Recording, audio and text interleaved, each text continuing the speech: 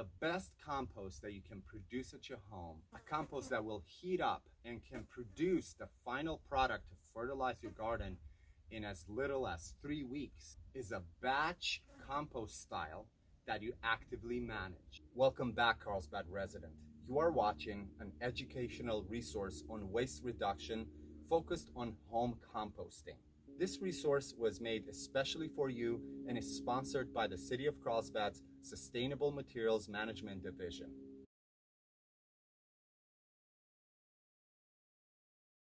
In a batch active compost, you need to make sure that you have all the materials at once to basically fill up at least a 1 cubic yard of space, a 3 foot by 3 foot by 3 foot system minimum. For best results, you would want to have 2 parts nitrogen rich or green material and 1 part carbon rich brown material. Some people start with a no fuss as you go system where they have all the yard trimmings and putting them in the bin, and then they wait for a garden cleanup in the spring or in the fall when they produce a lot of green material to be able to have both greens and browns. Here are the steps to take. First of all, of course, you want to have all of your green materials saved. It could be a lot of kitchen scraps, maybe from your kitchen and the neighbor's kitchen. You want to make sure that you stick to veggie and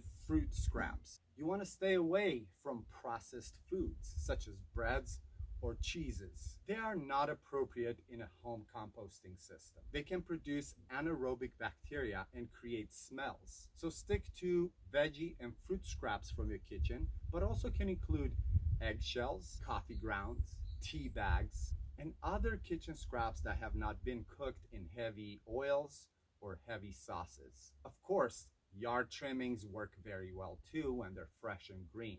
As I said earlier, people like to have a big bale of straw or of hay to use as the carbon-rich materials. Once you gathered your materials, you would want to have them in as small pieces as possible. 6 inches is okay. By having them in such small pieces, you're creating surface space for all those microorganisms to start decomposition. The first layer that you're going to form, a 6-inch layer, is a layer of carbon-rich materials. You want to make sure you do not compact this layer. Remember, one important thing in a compost bin system or pile is airflow. So this first loosely placed layer can ensure that we can have airflow from the bottom of the bin. You can put your pile or your bin system anywhere, but it is best to be straight on the ground, even if the ground is covered by weeds or grass. That is going to encourage some microorganisms that already exist in the soil to navigate inside of your bin. And of course, vice versa. Some people put these kind of compost bins under a fruit tree. Once you got your first layer in, you can bring your nitrogen-rich materials and add them to the pile.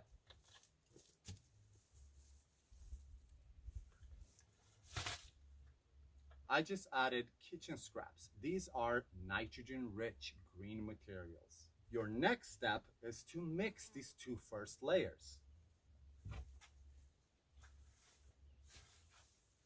After you mix these first 2 layers, you want to add moisture. From here on, you're repeating this first 2 steps. 1 layer of carbon-rich materials and 1 layer of nitrogen-rich materials. You're going to mix them in the entire volume you created so far, and water. One important thing to remember is that the last layer that you're adding to this batch active composting is a layer of carbon, and you do not mix it in.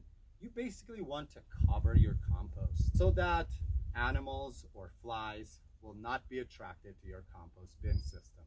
In 4 to 7 days, your compost should be heating up at the perfect temperature for decomposition. That temperature is between 120 and 155 Fahrenheit.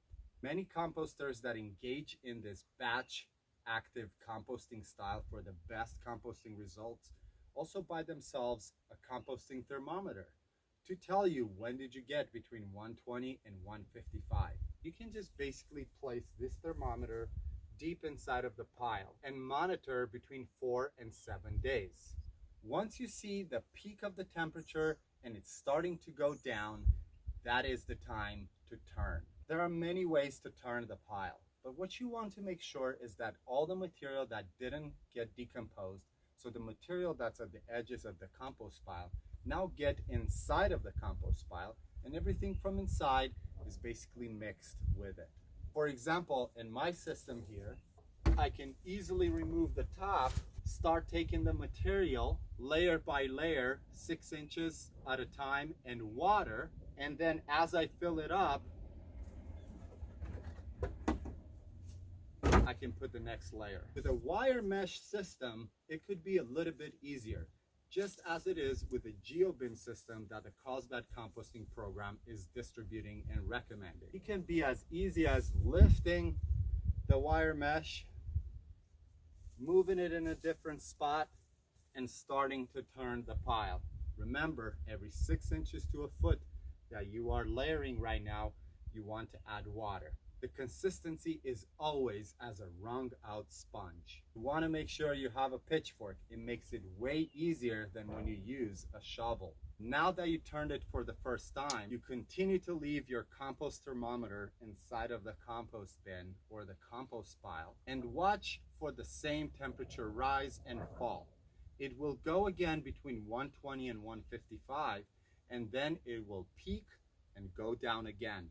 Every time you observe the temperature going down from a peak, that's when the time to turn is. And you can employ the same steps. Every time you take a layer and you move it into a new location or in a new bin or as the stackable one, you want to water every 6 inches to 1 foot.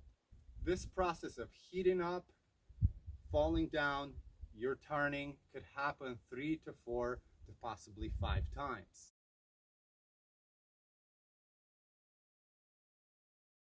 Once the compost does not reach 120 degrees Fahrenheit, you can stop turning. Some people use that compost right away after the last turn when it doesn't reach 120 degrees anymore. Other people let it cure for about 1 month to basically have it cool off to the ambient temperature or even lower. This will be a perfect compost for your garden. Here are some troubleshooting ideas. If your compost pile starts smelling badly, that means you either have too much nitrogen, too much water, or everything is really compacted. So a good solution for that would be to basically do a basic turn and add more carbon material, more brown material. As I said earlier, a lot of composters use straw. It's really easy to use, and it's always there. If the pile is not heating up, that means you do not have enough nitrogen-rich materials. So what do? You do a regular turning, and after every 6 inches, you add some nitrogen-rich material such as yard trimmings or kitchen scraps. Finish the pile by adding this nitrogen-rich in every layer and monitor again. Hopefully your temperatures will now go between 120 and 155, and then the rest of the process is like if you did it right from the first time. Remember, dryness can really stop decomposition. Moisture is important. One more thing, if you go the batch active composting style and you do not have or you do not get a composting thermometer,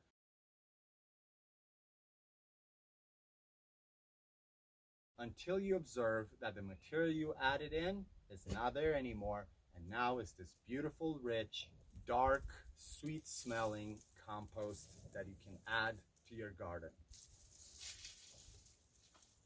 For a typed up script on all the ideas that we explored in this video, you can check out the description or visit the website for the Carlsbad composting program.